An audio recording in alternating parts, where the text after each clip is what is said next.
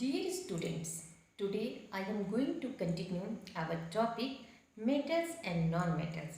This is from our science book of class 8. In previous video, we have discussed the physical property of metals and non-metals.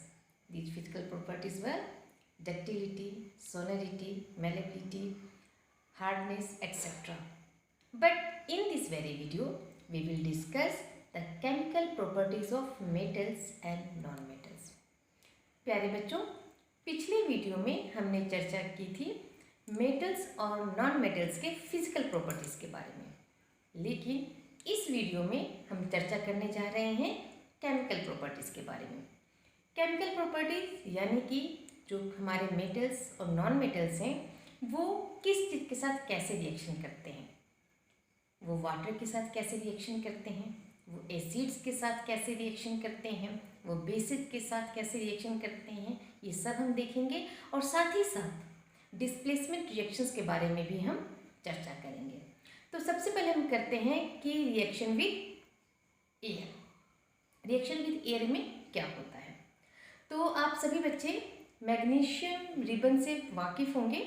Magnesium का ribbon जो है वो जब हम air के presence में जलाते हैं तो डेजलिंग वाइट लाइट के साथ वो जलता है। सभी बच्चे इस बात को जानते हैं।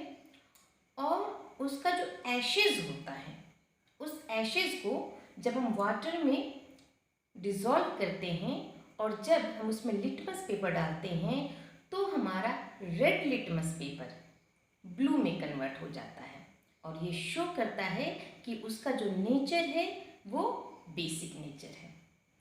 तो हमारा मैग्नीशियम क्या है इसमें? हमारा मैग्नीशियम जो है वो मेटल है। अब हम एक नॉन मेटल लेते हैं। नॉन मेटल में हमने ले लिया सल्फर का पाउडर। क्या लिया हमने? सल्फर। अब इस सल्फर के पाउडर को जब हम जलाते हैं और जलाने के बाद सल्फर डाइऑक्साइड बनता है, जिससे हम एक परख नली को उल्टा करके उसके ऊपर रखेंगे, जिससे कि सल्फर डाइऑक्साइड उस टेस्ट ट्यूब में आ जाए। और फिर उस टेस्ट ट्यूब में जब थोड़ा सा वाटर हम डालते हैं, वाटर को मिलाते हैं उसमें, तो सल्फर डाइऑक्साइड और वाटर हमारा मिक्स होता है। क्या बनता है इसके बाद? इसके बाद वो बनता है सल्फरस एसिड। और इस सल्फरस एसिड में जब हम लिटमस पेपर को डालते हैं तो हम क्या देखते हैं? हम देखते हैं कि हमारा ब्लू लिटमस पेपर रेड में कन्वर्ट हो गया। तो जैसे ही हमारा ब्लू लिटमस पेपर रेड में कन्वर्ट हुआ तो इससे ये पता चला कि यहाँ पे जो सॉल्यूशन था वो कैसा सॉल्यूशन था?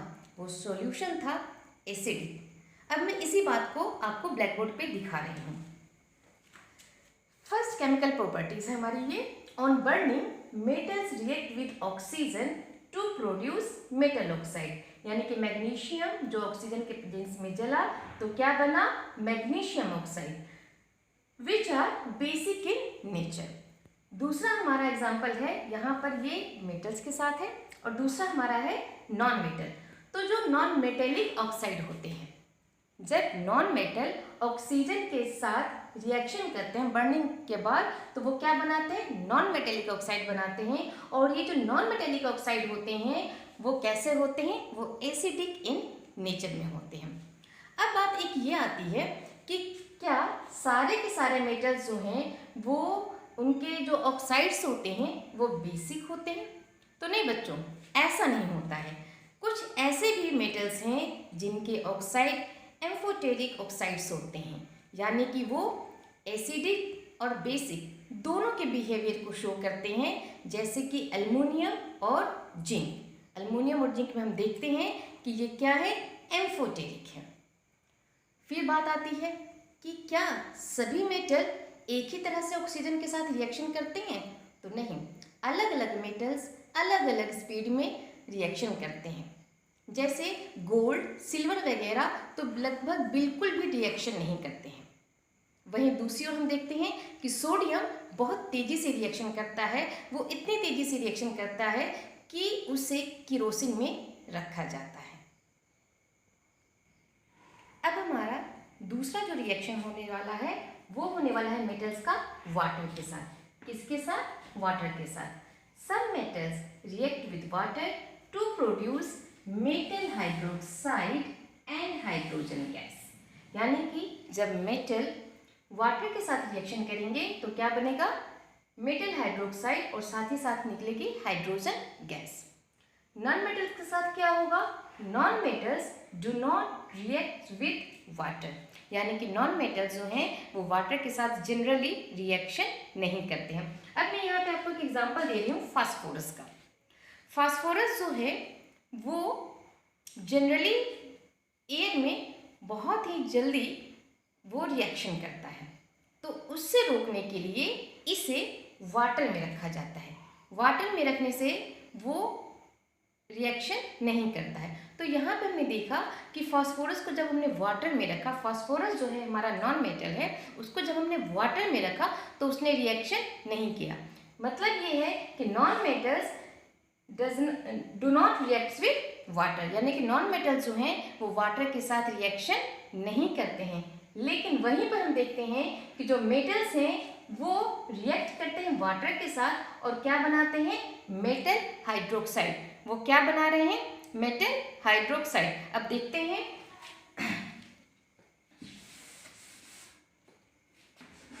जैसे हमने एक मेटल लिया बच्चों, सोडियम। सोडियम को हमने वाटर के साथ रिएक्शन करवाया, क्या बना हमारा, मेटल हाइड्रोक्साइड प्लस हाइड्रोजन। हमने मेटल में बच्चों क्या लिया, यहाँ पर सोडियम लिया। सोडियम को जब हमने वाटर के साथ रिएक्शन कराया तो मेटल हाइड्रोक्साइड के रूप में हमारा क्या बना, सोडियम हाइड्रोक्साइड, और साथ ही साथ क्या बना, हाइड्रोजन। तो हमने यहाँ पे क्या देखा कि जनरली नॉन मेटल्स जो हैं वो वाटर के साथ रिएक्शन नहीं करते हैं, जबकि मेटल्स जो हैं वो मेटल हाइड्रोक्साइड बनाते हैं और साथ ही साथ हाइड्रोजन गैस बनाते हैं। अब साथ में एक बात ये भी है कि क्या सारे मेटल्स एक जैसे ही वाटर में रिएक्शन करते हैं, तो नहीं, सभी मेटल्स जो होते हैं वो एक जैसा रिएक्शन नहीं करते हैं। जैसे मैग्नीशियम जो है वो हॉट वाटर में रिएक्शन करता है, और अगर बात करें एल्युमिनियम की और आयरन की तो ये वाटर वेपर के साथ रिएक्शन करते हैं। तो यहाँ पे हमने देखा कि किस तरह से मेटल रिएक्शंस करते हैं वाटर के साथ। अब हम लोग देखेंगे कि मेटल एसिड के साथ कैसे रिएक्शन करते हैं। अब हम देखेंगे कि मेटल जब एसिड के साथ रिएक्शन करते हैं तो क्या होता है। तो मेटल जब एसिड के साथ रिएक्शन करते हैं, जैसे मान लीजिए हम लोगों ने ले लिया हाइड्रोक्लोरिक एसिड। अब क्या होगा कि मेटल जब एसिड के साथ रिएक्शन करेंगे तो वो प्रोड्यूस करेंगे मेटल साल्ट्स। क्या प्रोड्यूस करेंगे, मेटल साल्ट्स, और साथ ही साथ हाइड्रोजन गैस। अब मैं इसको आपको एक इक्वेशन के द्वारा दिखाती हूँ। जैसे हमने लिया सोडियम हमारा मेटल है और वो एसिड यानी कि हाइड्रोक्लोरिक एसिड के साथ रिएक्शन कर रहा है, तो वो क्या बना रहा है, वो मेटल साल्ट के रूप में सोडियम क्लोराइड बना रहा है। क्या बना रहा है वो, सोडियम क्लोराइड, और साथ ही साथ क्या निकल रही है, हाइड्रोजन गैस निकल रही है। ठीक वैसा ही एक और है, जैसे यहाँ पर हमने लिया है जिंक को। जिंक जब एसिड के साथ रिएक्शन कर रहा है तो वो मेटल साल्ट्स के रूप में बना रहा है जिंक क्लोराइड। क्या बना रहा है यहाँ पर, जिंक क्लोराइड, और साथ ही साथ हाइड्रोजन गैस। तो हमने दोनों ही एग्जाम्पल्स में देखा कि मेटल्स जब एसिड के साथ रिएक्शन करते हैं तो बनाते हैं मेटल साल्ट्स और साथ ही साथ हाइड्रोजन। तो अब इस हम नतीजे पे पहुंचे कि metals react with acids, metal reacts with acids and produce metal salts and hydrogen. यानी कि जब मेटल रिएक्ट करते हैं एसिड के साथ तो क्या बनता है, मेटल साल्ट्स, और साथ ही साथ में हाइड्रोजन गैस निकलती है। अब हम लोग चर्चा करते हैं कि अगर मेटल बेस के साथ रिएक्शन करेगा तो क्या होगा। अब बच्चों हम देखते हैं कि मेटल्स जो हैं वो बेसिस के साथ कैसे रिएक्शन करते हैं। तो मेटल्स जो हैं जब बेस के साथ रिएक्शन करते हैं तो यहाँ भी हाइड्रोजन गैस निकलती है। Metals react with base and produce hydrogen gas. अब यहाँ पे हमने देखा, एक हमने बेस लिया है और ये बेस हमारा क्या है, सोडियम हाइड्रोक्साइड है। क्या है हमारा ये, NaOH सोडियम हाइड्रोक्साइड है। और हमने मेटल्स के रूप में हमने यहाँ पे लिया है जिंक को, मेटल के रूप में लिया जिंक को, और बेस के रूप में लिया हमने सोडियम हाइड्रोक्साइड को। तो जब मेटल किसी बेस के साथ रिएक्शन करता है तो वो क्या प्रोड्यूस कर रहा है, यहाँ पर आप देख रहे हैं कि ये हाइड्रोजन गैस निकल रही है और साथ ही साथ निकल रहा है हमारा सोडियम जिंकेट। और क्या निकला हमारा साथ ही साथ, सोडियम जिंकेट। तो हमने यहाँ पे देखा कि metals react with base and produce hydrogen gas. अब हमारा अंतिम है वो है डिस्प्लेसमेंट रिएक्शन। डिस्प्लेसमेंट रिएक्शन में क्या होता है कि जो मोर रिएक्टिव एलिमेंट है, मेटल है, वो लेस रिएक्टिव मेटल को डिस्प्लेस करता है। चलिए अब इसे देखते हैं। अब बच्चों हम देखते हैं डिस्प्लेसमेंट रिएक्शन।